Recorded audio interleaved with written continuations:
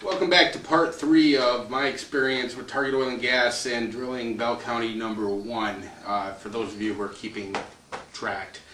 I believe, I can't even remember where I left you off at. However, by this point in the game, Phoenix is drilling a well, wildcatting basically with no geology and no direction from Target Oil and Gas.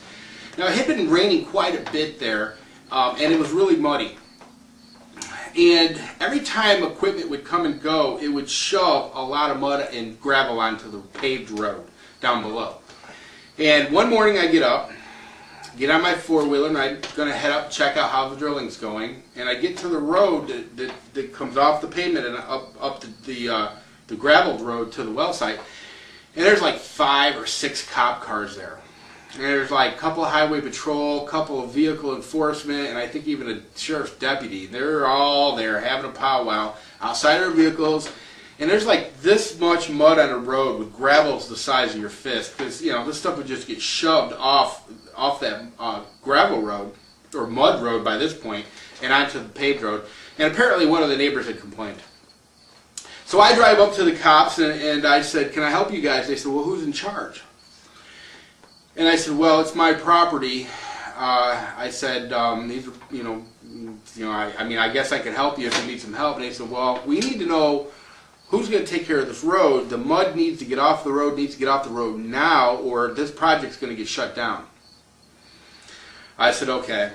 So I said, "We'll take care of it." So I drove up to the well site, and I said to the rig foreman, I said, "Look," I said, "I got half a dozen cop cars down there." I said, "They're looking to shut this down." I said, "If you're looking to get any more equipment up here," I said, "they can't make it up that road in their patrol cars, or they'd be up here."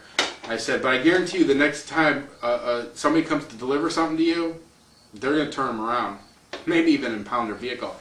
And he says, "Well, did you try calling Mike Smith?" I said, "I can't get a hold of Mike Smith." And he said, "Well," he goes, "this is not our job. Our job is to drill this well. The company should be here taking care of shit like that."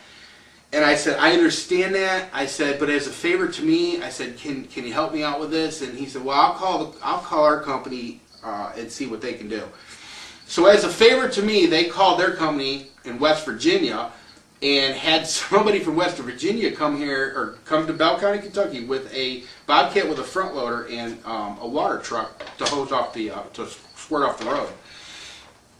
And that seemed to alleviate the problem with the cops. However, the cops stayed there, and they were there every day from that point on to make sure the mud was taken care of. So, ultimately the rig operator is right.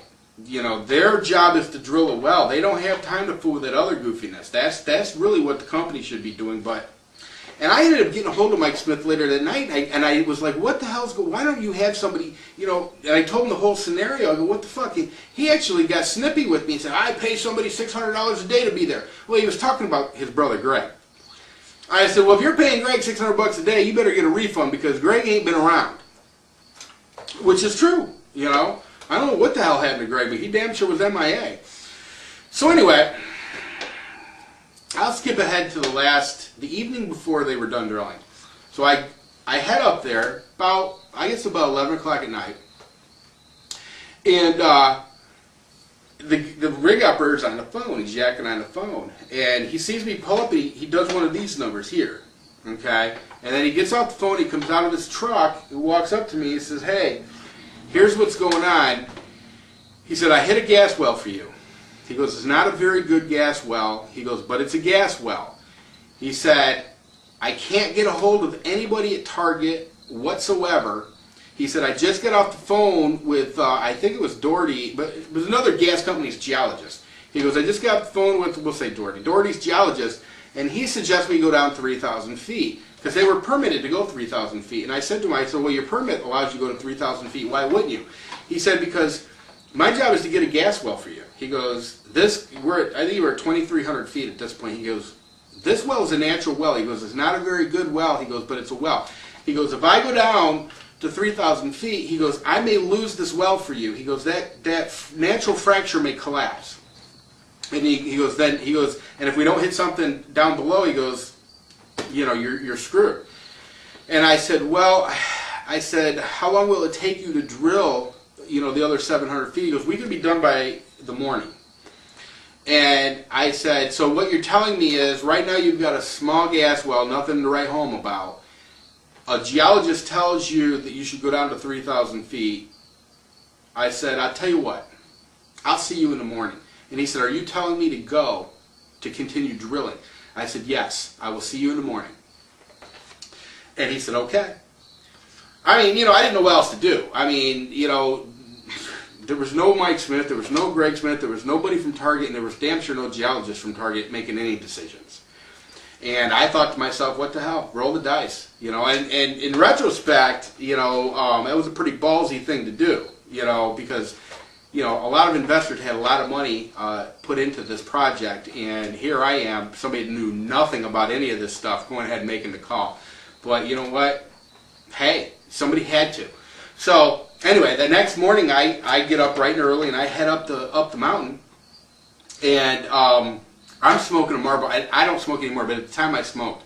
And I got this Marlboro hanging out of my mouth, Marlboro Light, and they see me come over the crest and they freak out. And they're waving their arms and going like this and acting like they're putting out cigarettes. And then I realized they obviously hit a well. So I put out my cigarette and I go up and I go, how big is it? He goes, it's a big one. I go, well, how big is a big one? He goes, it's a big one. I go, I don't know what that means. He said, I got a well logger coming in half an hour and he'll let you know. So I wait around, the well logger comes. He comes up to the well, turns around and walks up to us, and he goes, I can't log it. It's just too powerful. And I go, well, how big is it? He goes, it's big. I go, well, you got to give me something better than that. He said, well, he goes, it's about 3,300 psi, and he said, I would have to say somewhere around 4, maybe 4.2 million cubic feet a day. He goes, it's a monster well. I'm like, wow. I mean, everybody that was on that drilling rig, they were patting me on the back saying, man, Jed's a millionaire, And I was really, I was thrilled to death about it. And thank God I made that decision the night before to go ahead and let them keep drilling. Or we'd had a little piddly well. But anyway, I'm going to leave that here and come back for part 4. I don't want each one of these to be too long, so stay tuned.